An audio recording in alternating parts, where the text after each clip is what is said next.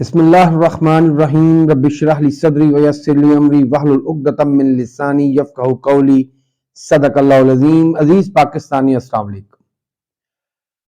23 ستمبر سن 2023 کو supreme court کی جانب سے ایک لیٹر لکھا گیا۔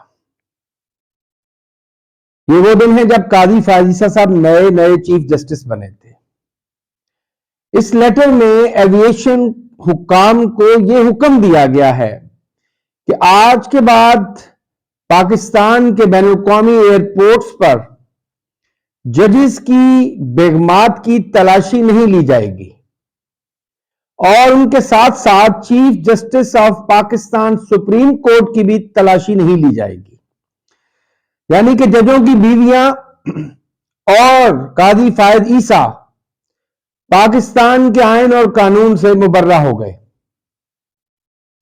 ناظرین، یہ وہی قاضی فائز عیسیٰ ہیں جو جب سپریم کورٹ کے جج تھے تو دیگر ججز سے اپنے اختلافات کے اظہار کے لیے وہ اکثر اوقات سپریم کورٹ پیدل چل کر آیا کرتے تھے اور ان کے مداح صحافی پہلے سے سڑکوں پر موجود کیمرے لیے تیار ہوتے تھے اور ان کی تصویریں اور کلپس تیار کرتے تھے کہ دیکھیں قاضی صاحب کتنے سادہ مزاج انسان ہیں، وہ سرکاری پروٹوکول کی گاڑیاں بھی استعمال نہیں کرتے، وہ جج والی مراعات نہیں لیتے، وہ تو ایک عام انسان کی طرح پیدل اپنے دفتر آتے ہیں۔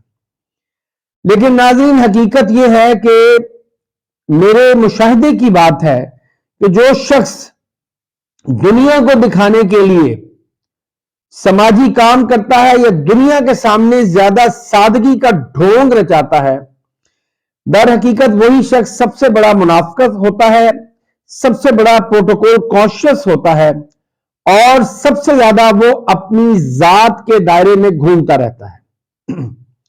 حیران کن طور پر چند دن پہلے قاضی فائز عیسیٰ صاحب نے ایک کیس کی ہیئرنگ کے دوران کہا کہ اسلام میں صرف نماز، روزہ اور عبادات ہی نہیں ہے بلکہ انسانیت اور اخلاقیات بھی ہیں۔ تو قاضی فائز عیسیٰ صاحب کو میں یہ یاد کراتا چلوں کہ انسانیت اور اخلاقیات میں قانون کا سب کے لیے یکساں ہونا بھی شامل ہے۔ دنیا کے مہذب اور انسان دوست معاشروں میں وزیر اعظم بھی سائیکلوں پر اپنے دفاتر جاتے رہے ہیں، وزیر اعظم بھی اپنی فیملی کے ساتھ قطار میں لگ کر سینما کا ٹکٹ یا ریسٹورنٹ پر اپنے کھانا وصول کرتے ہیں۔ یہی تو انسانیت ہے، یہی تو تہذیب ہے، یہی وہ مروجہ اصول ہے جن کی وجہ سے آج مغرب مہذب دنیا کہلاتا ہے اور ہم بد تہذیبی کی نئی مثالیں قائم کرتے جا رہے ہیں۔ کیا قاضی فائز عیسیٰ صاحب تمام ججز کی بیگمات کے بارے میں گارنٹی دے سکتے ہیں کہ ان میں سے کوئی خاتون کسی بھی قسم کی غیر قانونی یا سمگلنگ جیسے برائی میں شامل نہیں ہوگی؟ کیسے قاضی صاحب سب کی گارنٹی دے سکتے ہیں؟ قاضی فائز عیسیٰ تو اپنی گارنٹی بھی نہیں دے سکتے کہ انہیں کیوں استثناء دیا جائے۔ یہی تو وہ چیزیں ہیں جن کے خلاف لوگ انصاف کے لیے پاکستان کی عدلیہ میں جاتے ہیں۔ در حقیقت دو قومی نظریہ، جو جناح کا دو قومی نظریہ تھا، وہ تو ہندو اور مسلم کی بنیاد پر تھا یا مسلم اور غیر مسلم کی بنیاد پر تھا، لیکن پاکستان میں دو قومی نظریہ در حقیقت اشرافیہ اور عام پاکستانیوں میں تخصیص کا نظریہ ہے کہ ایک قوم پاکستان کی ایلیٹ اور اشرافیہ ہے جس میں پاکستان کی اسٹیبلشمنٹ کے بڑے لوگ، پاکستان کی بیوروکریسی، عدلیہ، سیاستدان، بڑے بڑے سرمایہ کار اور جاگیردار شامل ہیں، اور دوسری طرف ایک عام انسان ہے جس کو ایئرپورٹس پر تلاشی کے نام پر ذلیل و رسوا کیا جاتا ہے، اس کے سامان کو کھول کر یوں پھینکا دیا جاتا ہے کہ شاید چوری کا مال ہو۔ عام شہریوں کو تو ایئرپورٹ پر 8 سے 10 سیکیورٹی چیک سے گزرنا پڑتا ہے۔ ایسا ہونا چاہیے، مگر ایسا ہر شہری کے ساتھ ہونا چاہیے۔ یہ تخصیص والا معاملہ ختم ہونا چاہیے۔ بہرحال قوم کے سامنے قاضی فائز عیسیٰ کے چہرے سے ایک نقاب اور اتر گیا ہے۔ قوم نے دیکھ لیا کہ آتے ہی قاضی فائز عیسیٰ کو پاکستانی قوم کے بارے میں کوئی فکر نہیں۔ قاضی فائز صاحب کو فکر تھی تو اپنے پروٹوکول کی، اپنی بیوی اور ججوں کی بیگمات کے پروٹوکول کی. در حقیقت یہ باغی ججز کے بیگمات کا پروٹوکول بھی قاضی صاحب کی بیوی کے پروٹوکول سے مشروط تھا. اور کچھ یہی معاملات قاضی صاحب کے عدالتی کیسوں میں فیصلوں کے بارے میں بھی ہیں. سلیکٹو جسٹس، میں نے اس ٹرمینالوجی کو، اس اصطلاح کو بہت سنا ہے، لیکن اس کا عملی مظاہرہ میں نے قاضی فائز صاحب کو کرتے دیکھا ہے کہ جہاں وہ کبھی پریکٹس اینڈ پروسیجر بل کو اٹھا لیتے ہیں تو کبھی شوکت صدیقی کے کیس کو، کبھی فیض آباد دھرنا کیس میں بلا سود گفتگو اور پیشیاں کرتے ہیں، تو کبھی نواز شریف کے معاملے کو اٹھا لیتے ہیں. انہیں لگتا ہے کہ نواز شریف کے ساتھ بہت زیادتی ہوئی ہے.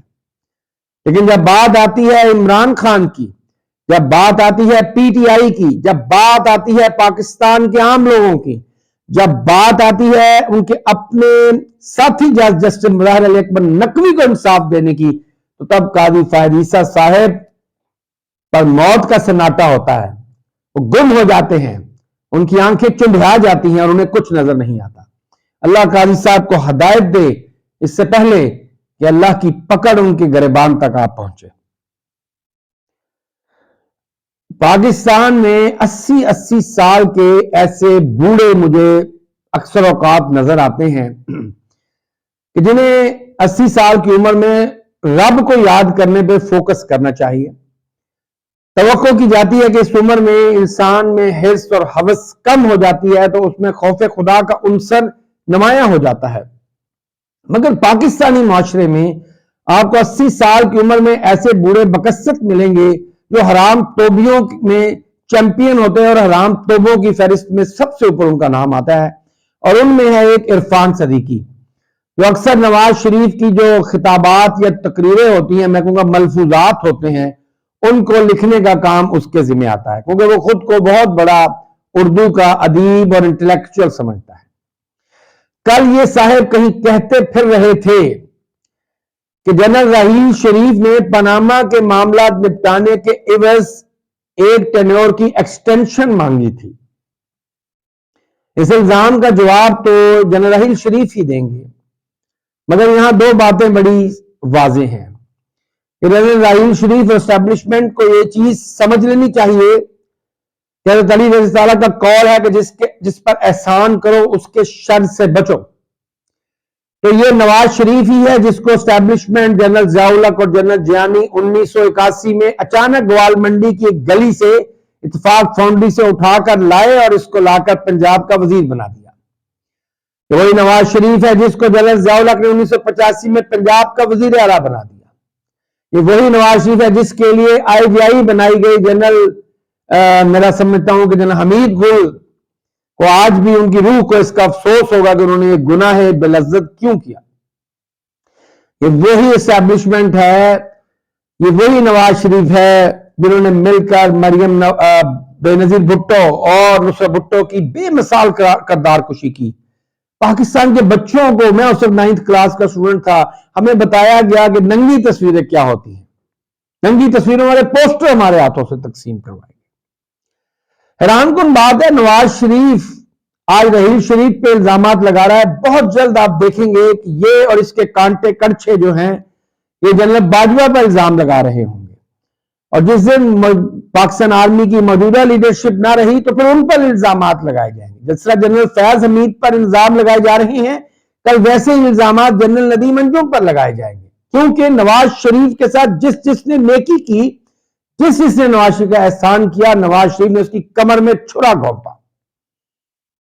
نواز شریف قوم کو کم از کم یہ تو بتا دے کہ در حقیقت ڈان لیگ سے نواز شریف کی جان جنرل راحیل شریف نے ہی چھڑوائی تھی.